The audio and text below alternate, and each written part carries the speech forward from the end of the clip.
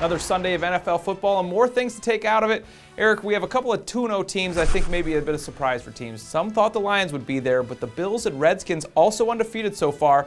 Of these three teams, who has the most staying power? I'm going to pick those Lions you mentioned just because they look like the most dominant of these three teams. You know, the Bills have had to scratch and claw a little bit last week, and the Redskins obviously not terribly impressive in the win over the Cardinals. So I'll say the Lions, but don't underestimate these Bills. They're an exciting team, and they get New England next week. It's going to be a very fascinating matchup to look forward to. Yeah, they're fun. We said at the beginning, and they followed through. They're fun to watch. If you haven't seen them, check out the Bills. They're definitely worth it. Now on the flip side of things, some real disappointments early on. The Chiefs have just been awful. The Colts we knew would probably struggle without Peyton Manning. And the Seahawks, the division winner last year, all three of these teams have been really bad.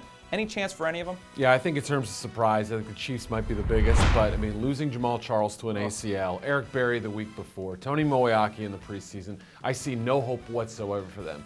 The Colts still have guys like Reggie Wayne. You know, they still have Dwight Freeney and Robert Mathis. Dallas Clark is going to show up at some point. So they've got some piece to compete.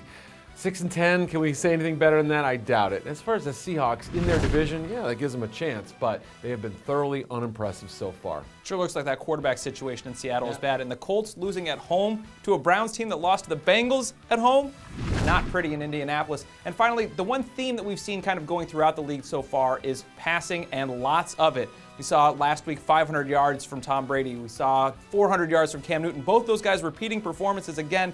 Is that just the way it is now? Are defenses just done? Well, I don't think so. I think obviously the lockout plays into this too. We underestimated the timing it takes on defense to get these guys to play together and play as a unit. I think defensive coordinators as a whole are getting too blitz happy. You know, they're getting too many man defense situations, and it's just putting these defensive backs out on an island.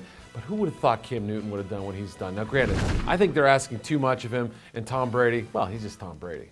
Yeah, I mean, you expect it from Tom Brady. It sure seems like we expected quarterbacks to take a while to maybe get the rhythm going and get in sync. Didn't happen. It turns out it's the defense that has to try and figure things out in a hurry. That's a look at week 2 of the NFL season. For the best coverage of the NFL, make sure to follow us at Twitter or go to ProFootballWeekly.com.